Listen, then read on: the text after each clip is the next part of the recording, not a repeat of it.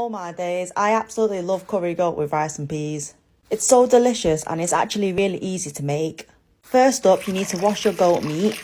Rinse it until there's no more blood. I was told you should always wash your meat.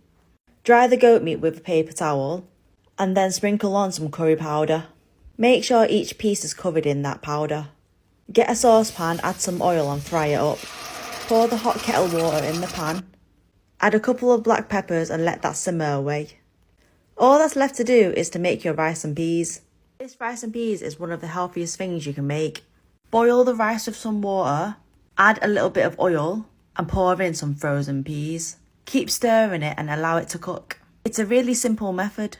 Place the lid on top and allow it to boil. Once it's boiled, give it a good stir and it should look like this. If you have a wooden spoon, leave it in there to boil with the rice. It helps make the rice fluffy. Once that's done, pour it through a sieve and there you have it. Curry goat is so tasty and I can't believe how easy it was to make. Plate it up nicely and enjoy.